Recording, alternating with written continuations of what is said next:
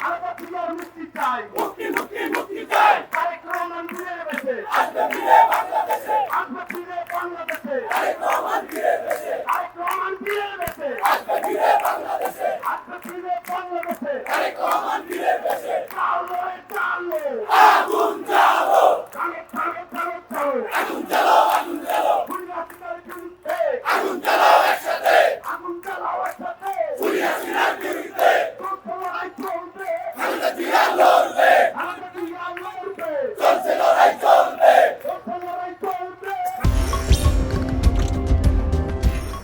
আজকে স্বাধীনতার সুবর্ণ জয়ন্তী 50 বছর পূর্তি। এই 50 বছর পূর্বেও আজকে যেভাবে দেশটাকে বেগম খালেদা জিয়া কারাগারে থেকে মৃত্যুর সাথে পাঞ্জা লড়ছে, তেমনি ভাবে তিনি সেদিন তার 2 শিশু সন্তান নিয়ে তিনি সেদিনও কারাগারে ছিলেন।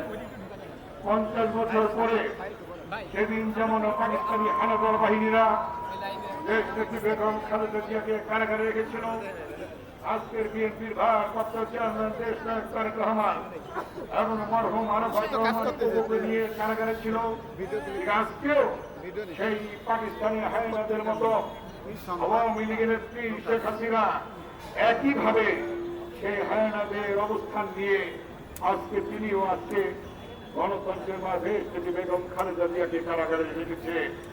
তার সুচিকিৎসার ব্যবস্থা করছে না, তাকে জামিন দেওয়া হচ্ছে না।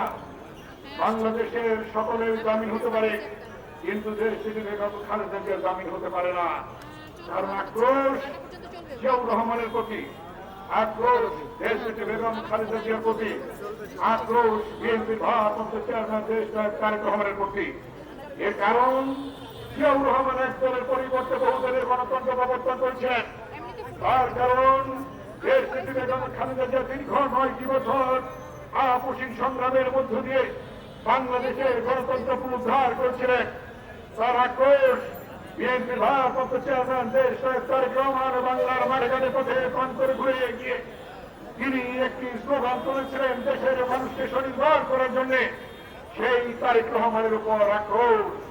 আজকে গণতন্ত্র অনুপস্থিত, মানবাধিকার ভুলণ্ঠিত, জামিন পেতে পারেন জামিনযোগ্য বিএনপির চেয়ারপারসন দেশ থেকে বেগম খালেদা জিয়াকে একটিমাত্র ব্যক্তি, একটিমাত্র অবৈধ প্রধানমন্ত্রী, একটিমাত্র ভোট ডাকাতির প্রধানমন্ত্রী, একটিমাত্র ভোট চুরির প্রধানমন্ত্রী, একটিমাত্র অবৈধ প্রধানমন্ত্রী শেখ হাসিনার কারণে আজকে বেগম খালেদা জিয়া